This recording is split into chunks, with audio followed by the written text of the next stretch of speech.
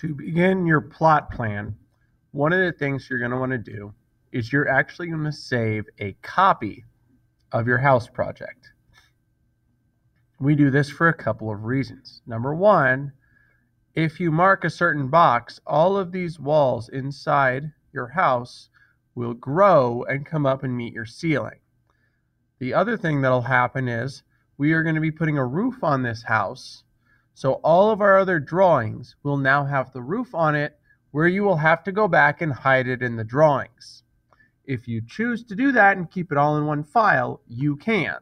However, to make it easiest on you, I would suggest opening your house project, coming to File, going to Save As, saving as a project, and instead of having it just called House, put dash plot plan. We will use this file for a few different reasons in some other videos, so it's not a bad idea to go ahead and create it. I'm going to go ahead and hit save. If I look at the very top after the save has completed, I will see that it says Autodesk Revit, the year of publication, educational version, house-plotplan.rvt.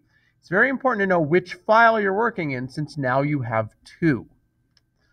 I'm going to start with the floor plan. We're going to go ahead and we're going to switch then to site plan, because we can actually do everything we need from site plan, which I know it'll look like your floor plan, but a little bit different. Go ahead and go to your roof plan or add a roof. It's going to ask you if you want to put it on the roof. We say yes. It's now going to tell you can draw the boundary line. The first thing you're going to want to do is set your overhang. In Colorado, a 2-foot overhang is what is required for proper snow load and snow removal off a roof. From this point, you should, for the most part, be able to click on a wall, and it's going to create the pink line 2 feet outside. When I click a perpendicular line, it will make a corner. You're going to notice there's going to be 2 places at my house where I'm going to skip it, because I actually don't want the roof line to follow this indent. I really only want it to go back and then go straight across here. I know that this is a gap. I'm going to fix it later. I'll continue around my house, clicking the walls. The other thing I'm going to plan for is I want a covered porch right here. So I actually want this line to come all the way across and meet that one. So again, I'm going to leave those blank for now and not click the random ones underneath. Once I'm done this, I'm going to go from boundary line to this tool right here that's called Trim Extend to Corner. What it has me do is click on the sections that I want to keep, and it will make a corner.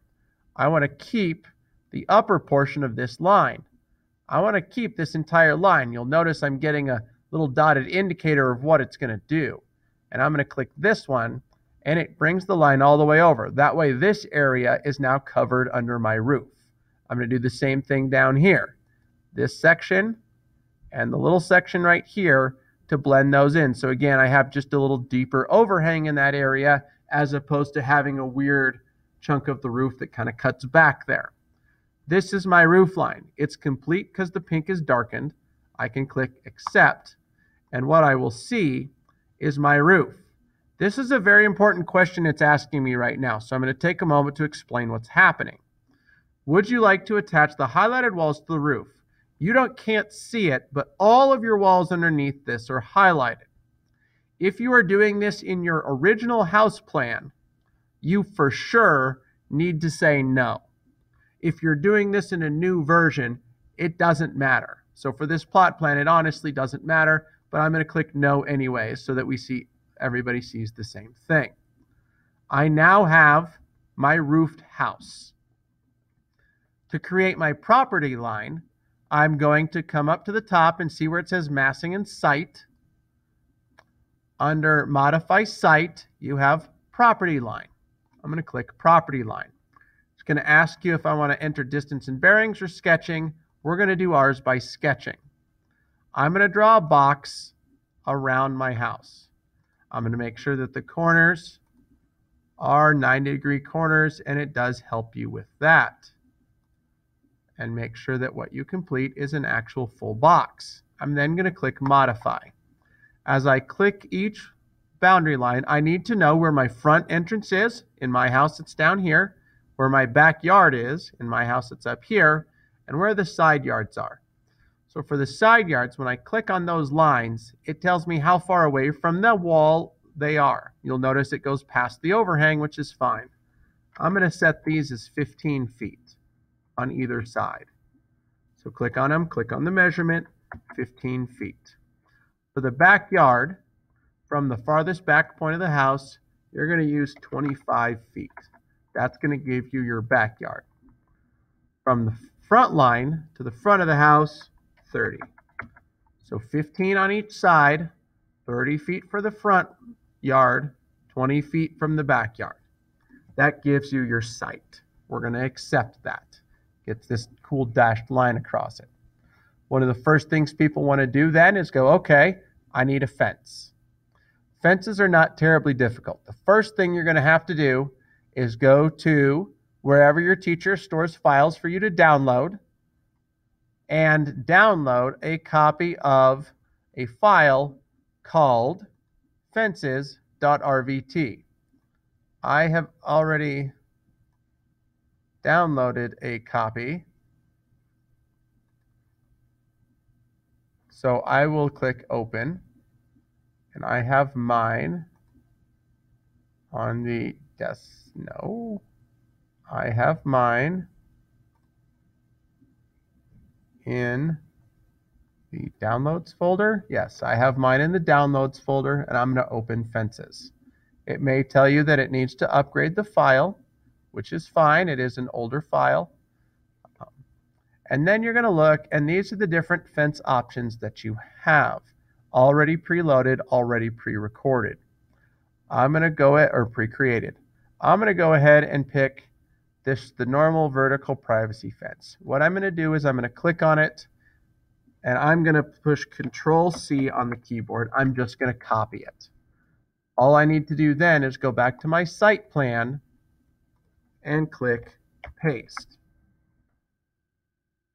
Okay, it's going to give it to you, and it honestly doesn't matter. I'm going to set this outside the plant because all I needed to do was paste it in here so that I now have access to the type of railing, which this was made with the railing tool, that this was.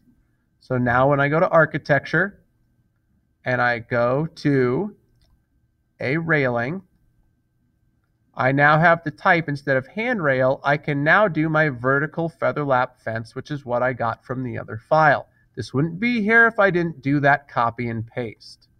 So I'm going to click that, and I can now do it the same way that you would do with a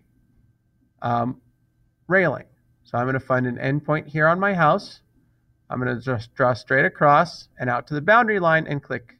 Now every time you put a railing in, it stops. So you then have to click again on the endpoint to start it again and keep it going. I'm now going to go along my property line to the endpoint, click a second time, click once, click twice. I'm going to come up to where it goes even. It's showing me it's even with the other one. Click once, click twice, and have it come over and attach to the house. Click once. Okay. If you don't do the click once, click twice at each corner where you're just changing the direction of the fence, it won't put certain parts of it in there. When that is all done, you can click accept. Like I said, you can put it in there because it's a type that's now in there. I can take the old piece and delete it so it's not there. Okay, I can now use the floor tool, setting the floor as a concrete slab 4-inch to create items like driveways and walkways. I'm going to use the property line as where my sidewalk would start. I would then just use the boundary line with coming to my walls and finding where I place my driveway. I can also use the other tools to create porches, walkways, and other things. I'll use the trees tools to add trees and do all the different